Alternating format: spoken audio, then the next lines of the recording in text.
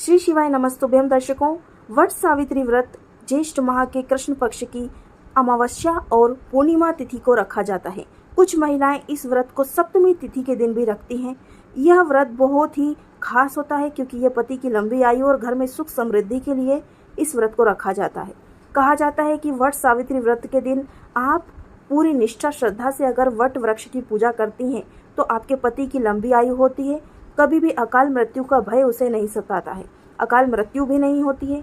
कहा जाता है कि वट सावित्री व्रत के दिन आप निर्जला व्रत भी रख सकते हैं। अगर निर्जला व्रत ना रख पाएं तो आप फलाहार भी कर सकते हैं, लेकिन फलाहार आपको पूजा के बाद करना है। अब हम आपको कुछ उपाय बताने वाले हैं जो वट सावित्री व्रत के दिन आप जरूर करें। इससे आपके जीवन में काफी सुख प्रदान होगा, साथ ही आपके पति की लंबी आयु होगी और पति की उन्नति होती चली जाएगी। जिस भी कार्य क्षेत्र में वे कार्य कर रहे हैं, नौकरी व्यापार, तो दिन दुगनी रात चौगुनी तरक्की होती चली जाएगी। आइए जानते हैं वट सावित्री व्रत के दिन किस नियम को करें, किस उपाय को करें जिससे कि आपके घर में धन संपदा बढ़े और पति की लंबी आयु हो। वट सावित्री व्रत के दिन आपको पूजा की थाली में एक मिट्टी का कलश रखना है। मिट्टी का कलश होना चाहिए, थोड़ा बड़ा सा होना चाहिए, जिससे कि आप 7 परिक्रमा जल अर्पित करते हुए कर लें। अगर एक परिक्रमा भी आप जल अर्पित करते हुए कर लेंगे वट वृक्ष की तो बहुत ही खास माना गया है। मिट्टी का ही बर्तन लेना है आपको, संभव हो सके तो मिट्टी का कलश ले लें और मिट्टी के कलश में आप ठंडा जल भर लें।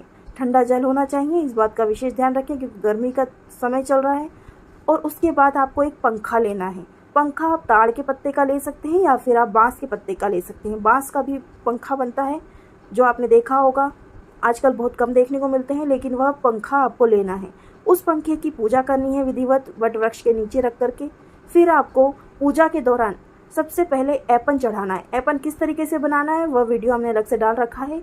हल्दी और चावल के आटे को घोल करके ऐपन बनता है, उसे आप वट वृक्ष पर पूजा के सिंदूर की जगह पर इस्तेमाल करें। हल्दी कुमकुम ऐपन लगा करके आप वट सावित्री व्रत की पूजा करें, साथ ही सुहाग की सामग्री भी अर्पित करें और फल निवेद्य और साथ में बरगदे जो कि गुलगुले टाइप बनाए जाते हैं, मीठे भजिए जिसे बोलते हैं, और पूरी जो हम रोजमर्रा की ज़िंदगी में खाने में इस्तेमाल करते हैं, वही पूरी और गुलगुले दोनों चीज़ आपको बना लेनी है जिसे बरगदे कहा जाता है।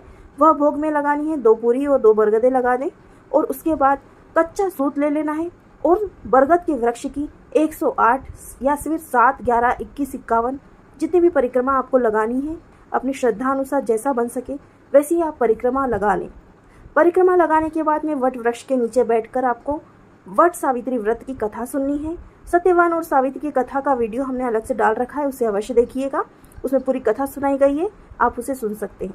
उसके बाद आपको वहीं बैठ करके वट वृक्ष के नीचे बैठकर ही अपना व्रत का पारण करना है, यानी कि आप निर्जला व्रत रखेंगी। सुबह से कुछ भी नहीं खाना है आपको, इस बात का विशेष ध्यान रखें।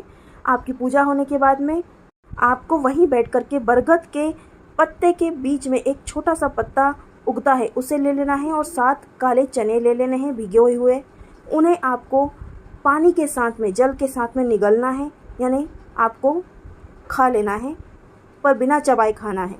इस तरीके से आपका व्रत संपन्न होता है। इसके बाद आप घर जाकर फलाहार कर सकती हैं।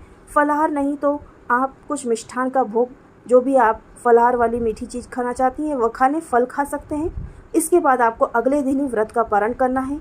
यह व्रत पूर्ण रखा जाता है पति की लंबी आयु के लिए और साथ ही आपके बच्चों के सुख शांति और समृद्धि के लिए भी इस व्रत को रखते हैं।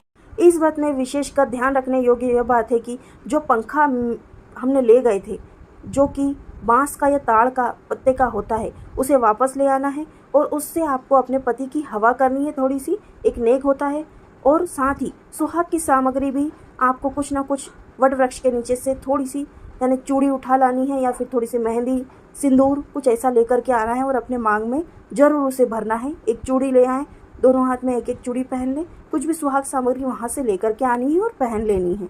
इस बात का विशेष ध्यान रखें कि वट सावित्री व्रत में कोई गलती ना हो पाए। और भी हम वीडियो बना रहे हैं जो कि हमारे वट सावित्री व्रत से रिलेटेड कई उपाय हैं, कई विधियां हैं जो आपको अलग अलग वीडियो के माध्यम से बताई जाएंगी, उन्हें अवश्य देखिएगा। हमारे चैनल पर नए हैं तो चैनल को भी सब्सक्राइब कर लीजिएगा। मिलते हैं अगले वीडियो में।